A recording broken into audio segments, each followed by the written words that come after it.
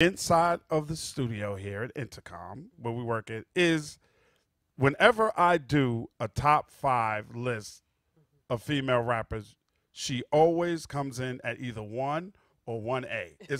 You're never lower than 1 or 1A, and it doesn't matter what city I'm in. I've worked in New York, I've worked in LA, I've worked in Atlanta, and now I'm working here in Chicago, and she's always 1 or 1A. Ladies and gentlemen, the incomparable MC Lyte. How are you? I am great. How does that feel for people to think of you as the #1 of all, and this is always of all time? Well, first off, I have to consider who's putting on the contest or the competition, and that is Ed Lover. And so when they call in to weigh in on a topic from Ed Lover, they got to come real. So I'm expecting that they're going to be hip hop and that they're going to know the beginnings. But it feels great. In the body of work. Yeah. It has to feel fantastic. And after all of this time, no matter what you do, no matter where you go, no matter what voiceovers that you do, like you are the voice of 104.3 Jams for us, you're still an MC. Why are you still an MC? Because I love it. You know, like someone just asked me, does an artist have a time when they should stop? And I go, not if they enjoy what they do. They should keep going. See, my thing is, I'm doing it for me anyway. So it doesn't matter how much I get paid. It doesn't matter who else hears it. It doesn't matter, it's what I love to do. Syncopating lyrics to a rhythm, to a beat is just in my heart. When did you start this? When did this whole I want to be an MC thing start for MC Lyte? I got a little taste of it, I think, when I heard like Shy Rock from the Funky 4 Plus One More. Okay. And that had to be like 77 or 8 or something like that. I heard a cassette while I was in Harlem. But I was like, ooh, maybe I could. And then it kind of dissipated. But when I heard Salt and Pepper, it was over. What was it about Salt and Pepper that made you say it? Just was so gangster. It was, first off, it was the song called Showstoppers. Okay. Where they were dissing Dougie and Slick Rick. And just the rhymes and them over that beat, it just captivated me. And I said, you know what? I'm going to have something to say. And once I have something to say, I'm going to try to get it out there. You have a unique voice. People tell me I have a unique voice. Like, they could not recognize me, but when they hear me speak, then they're like, that's Ed Lover. Right. You have a very unique voice. You don't sound like the average female MC sounds. Like, there's a lot of young ladies out there that's trying to rhyme now, and then I'm hearing them, and I was like, you sound like every other female MC, but you don't. How did you find your voice as an MC? I didn't try to do anything else but me, and just speak. And matter of fact, I remember there were certain, hip-hop connoisseurs that when they heard my voice was like, oh, it's too monotone. Where's whatever they wanted me to put the oomph in it. And really, for me, it was just about speaking over that beat. I Cram to Understand You, which was the first song. And as a matter of fact, it was Red Alert was one of the people. While I was on stage at the Latin Quarters, he told Nat Robinson, "Oh, she's not gonna make it. She's just talking over the over the music." And I guess that was my thing, to just talk to people. Was Rakim out already? Yeah. Because Rakim was really the first MC that I ever heard. Rhyming and rapping and being an MC at that time had so much. Yeah. Run DMC Melly was, Mel. yeah, hurrah, Run DMC is like that. Yeah, yelling. Everybody was kind of yelling. Even LL was yelling, you know. LL Cool J is hard as hell. And Rakim was the first male Smooth that I've ever heard come out smooth. Yeah. And then even Salt and Pepper came out. They were Salt and Pepper's here. We're here to out-rap you. And then when you came with Cram to Understand You, you were laid back like Rakim. Yeah. It was almost like I thought you were sitting down. Right. Doing the record. Yeah, right. Yeah, I think that's what Red Alert thought too. And he just was like, this not work. But I think for me, and it's funny that you said Rakim, because I was in Hamill's Projects in Far Rockaway at my grandfather's house, and I was sitting in the window of the 3rd floor, and this guy named Supreme Allah and on and on. You know, it's Yeah, probably one of like those. 10 names, Yeah, right? like a lot He of had this Supremes and Queens. big old radio, and he had it out in the middle of the courtyard. And when I listened, it was Eric B. for president, but I didn't know the song yet. But when I heard it, I was like, what is this? So by the time I got down there, Showstoppers was on. Okay. So I was like, oh man, this is it right Like here. there are females actually doing this. Yeah. And Showstopper had that much of an effect on you that it made you want to do it? Yeah, I mean, I wanted to do it anyway, but I think Salt and Pepper made me believe I could. Wow. Yeah. Wow. Definitely icons in their own right. Mm-hmm. Definitely icons. Where did I Cram to Understand You come from? It was a long story, actually. It was a poem, and I had it all written out. That's why there's no rhyme or reason to its format. I think like the verses are just all over the place in terms of time. I think the first verse is like 24 bars, and you know what I mean? Right. Like it's all over the place. But it was just a story that I had put together with real, not real circumstances, maybe for someone else. It wasn't my life. It was fictitious. But I wrote the roller skating rink, you know, Empire Roller Rink. Yeah, big Brooklyn. roller rink in New York City. Yeah. Empire Roller Rink was a roller rink in Brooklyn, New York, where everybody came to skate. Everybody. So I just tried to put real, you know, landmarks in it so that when people heard it, they could feel attached. And they did feel attached to it. Was that something that you had before you met Nate Romp? Yes. You already had it. Well, that whole album was in my rhyme book already. Paper Thin, Light as a Rock, like all of that stuff. The only thing that wasn't in there was Cha Cha Cha. Really? And that's like, Cha Cha Cha was actually the second album anyway. Right. Yeah. So now there's a lot of Sparky D's. There's a lot of D's. There's a lot of E's. Sweet T's. Sweet T. Sweet T was out. When Salt and Pepper first started, they were Sandy B. Right? And because they became Salt and Pepper because they said, because one was light and the other one was darker. In the Showstopper record, they said the Salt and Pepper MCs. And then they changed their name to Salt and Pepper. They wasn't originally Salt and Pepper. Right. But you could have came out. Sandy D. Yeah, Sandy D, Sandra Denton, that's Pepper. You could have came out with one of those D names, just like anybody else, or C or B or Ski. Remember, there's a lot of skis. Back in those days, I was actually Eddie D. Okay. Back in those days, rhyming in the park. Right. Where did Lyte come from? And why Lyte instead of Light? That's so funny. When it all started for me, you know, in elementary, I was Lana D. Okay, so you had a D. So, yeah, everybody had a Lana D. D. Everybody had a D. Chuck D. Right. I think with Lyte, I got it from the Dictionary of Thoughts.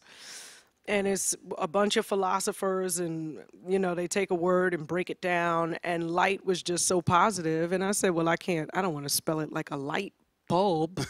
So I said, let me just change it up. And I did. And as a matter of fact, it was just Lyte. And then when we got the first record, I looked at the label and it was an MC before it. And I was like, what? You know, I said to Nat, I was like, what's this about? He said, well, the label said you needed a title, and we didn't want to make it Lady Lyte. We didn't want to make it anything but MC, because that's what you do. Yeah, and that's exactly Yeah, what I think Milk might have been responsible for that. MC Lyte? That is absolutely amazing. Yeah. You told me once before when I interviewed you that you kind of worked with somebody on your craft before you ever went into the studio. Yeah, totally. George Lucian, which is Full Force's father, used to come by, you know, maybe every other Saturday morning, and I would rehearse. Just rehearse your rhymes? I know. I would sing rap Salt and Pepper songs.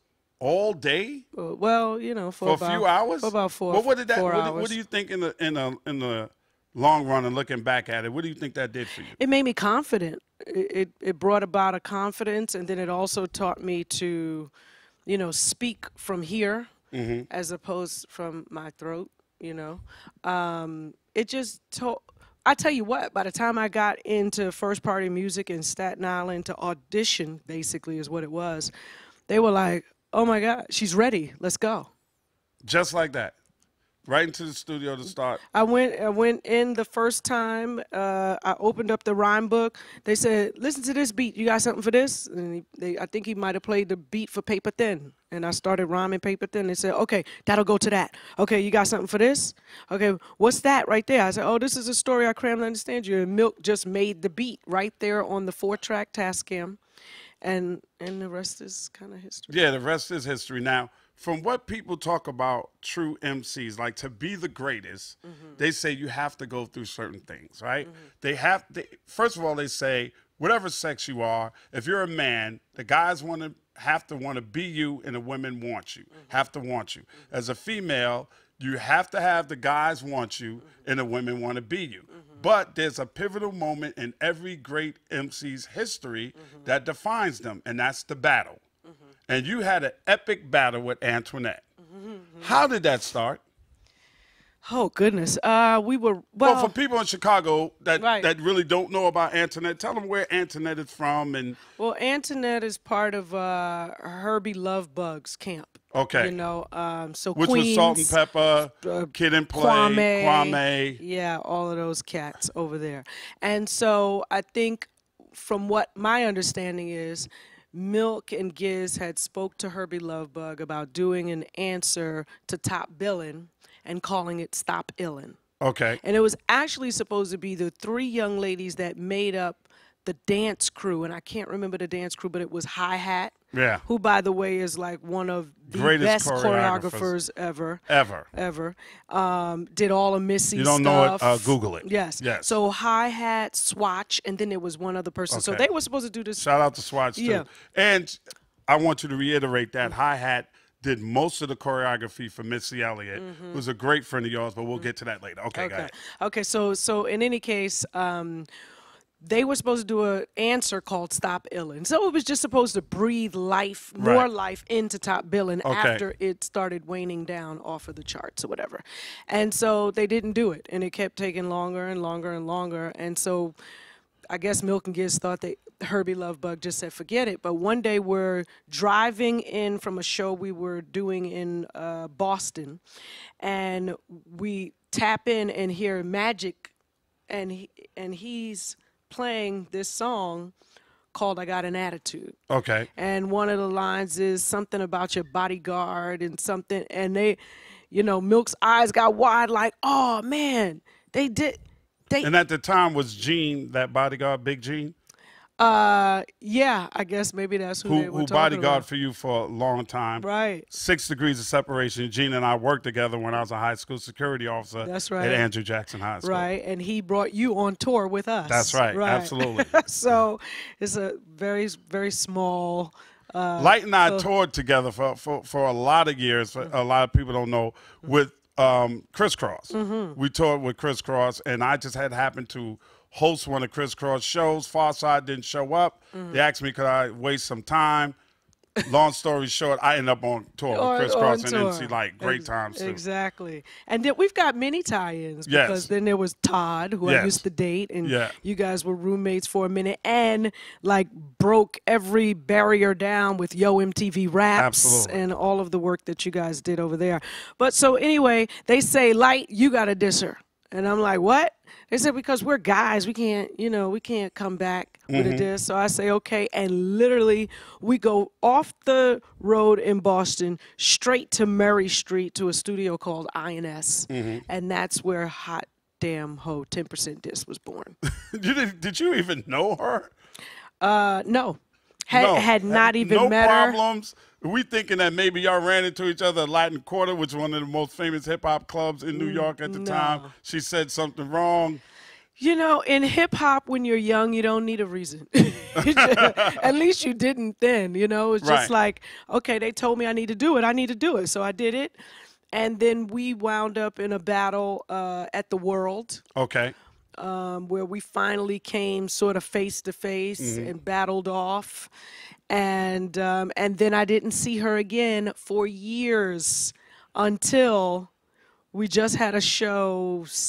We had a show, all female set in Atlanta. Okay. And she came and knocked on the door, and K-Rock came and said, Antoinette's at the door. And I was like, Antoinette? This was this year, wasn't it? Yeah. He was Wow. like, Antoinette. And I was like, who, Antoinette? He was like, Antoinette. And I was like, oh, okay, cool. And she came in and we talked, and it was as if a diss never happened. And that was really a moment. Yeah. You know, for us to be able Somebody should have recorded that moment for hip hop history. Yeah, That's right. the first Well, time you guys had talked since the world battle. Yes. That is absolutely amazing. Yes. How did you feel creating a line as an MC that lives on in infamy? You said, hot damn ho, here we go again. Yeah. And then Little Kim says, hot damn ho, here we go again.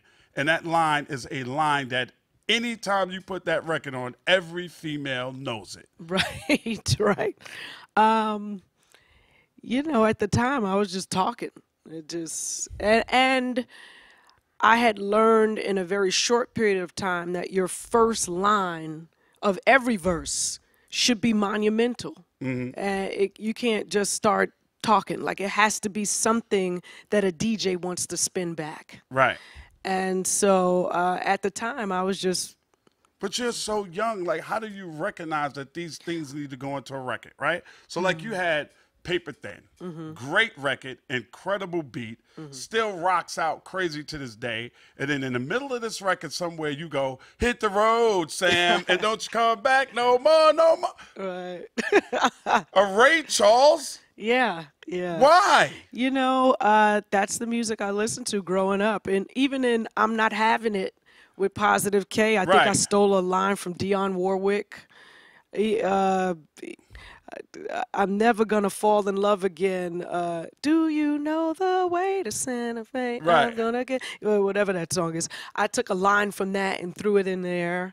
It happens often, but you know who else it happens with? KRS-One. Yes. Yes, he will take a. Ooh, what's the matter with you, MC Molly Mall? Don't you know that it's out of touch? Part Yeah. of Billy Joel's record, right? Exactly. That was something that was going on in hip hop for a long time, even from the street MCs.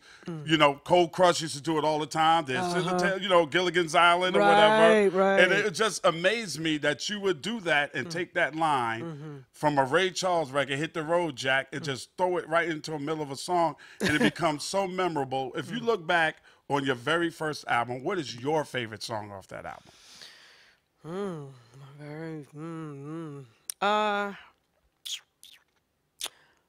I might have to say, I might have to say 10% diss. 10% Diss? I think so. Paper Thin for me. And then you shot the video, and you pulled up to the train station in a Jetta. Do you know how bad I wanted a Jetta when I saw that? I just I had saw. to get me a Jetta. Jetta was hard. That's funny. I just saw a new campaign that said "Better get a Jetta." I was like, okay. And you had the Jetta back in the Yeah. day. You had it way back then. Your career started off with such a blast, and it's continued for so very long. I mean, you've worked with everybody. How did you and Missy hook up to work together? That was it's so funny because the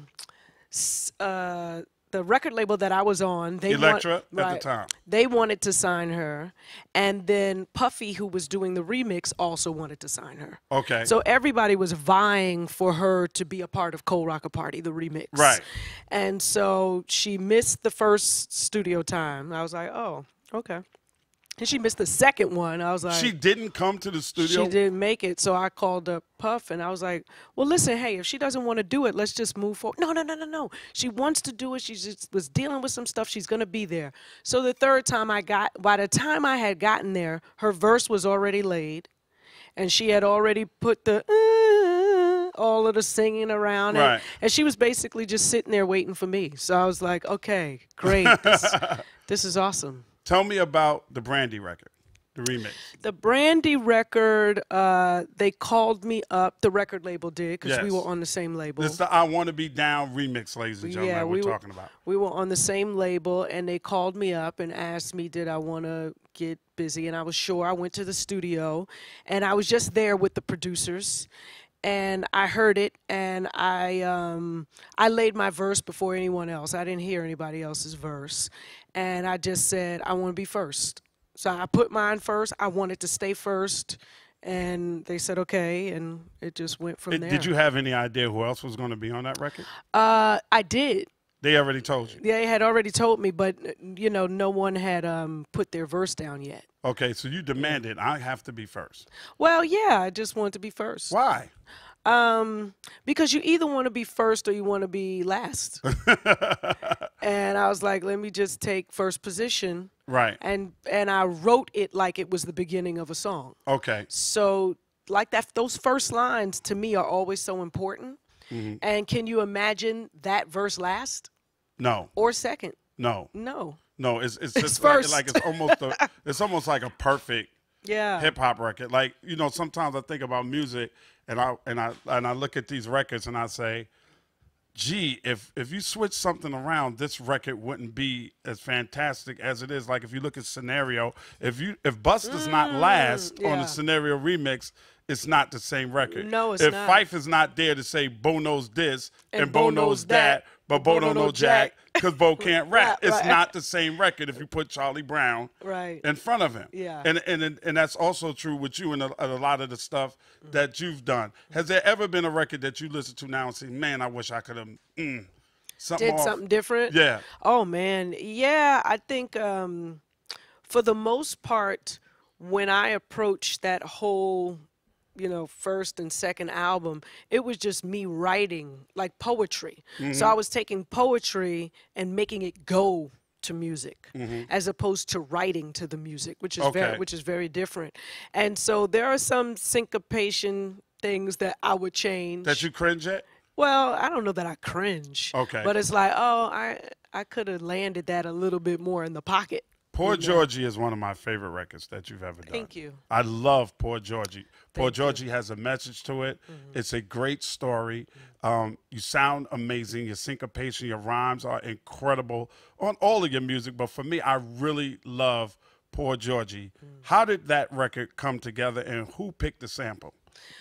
Well, what's crazy is, I worked a lot with Parrish back in the days, and we were really good friends. As a matter of fact, we met kind of when our first songs hit, and we were on a lot of college shows together. Okay. And this is when Eric Sermon was actually in school and couldn't perform, so Paris was doing both of their parts. Oh, wow. Yeah. Paris Smith from EPMD. Exactly. He was doing both of their parts. So in any case, I excuse me. His engineer, Doc, let me hear a track. And was like, what you think about this? And as soon as I heard it, I know Toto. I loved that song growing up as a kid. I was like, I got to become a part of this song somehow. And he already had the samples in it and everything. And it just made me feel like this is a really messed up story. It has to be sad. Because my world is empty without you. Yeah, it just felt so sad. So I was like, okay, let anything that could ever happen bad happen to Poor Georgie. Yeah, absolutely. And so after putting it all together, that song really saved that album. Because that album, I went to LA. I wanted some BBD producers to work on some stuff. I was really stretching myself. Okay. And my audience didn't really want that stretching. They were like, no, we want to keep you here with something that sounds familiar. Okay. And so I thank Doc for giving me that track.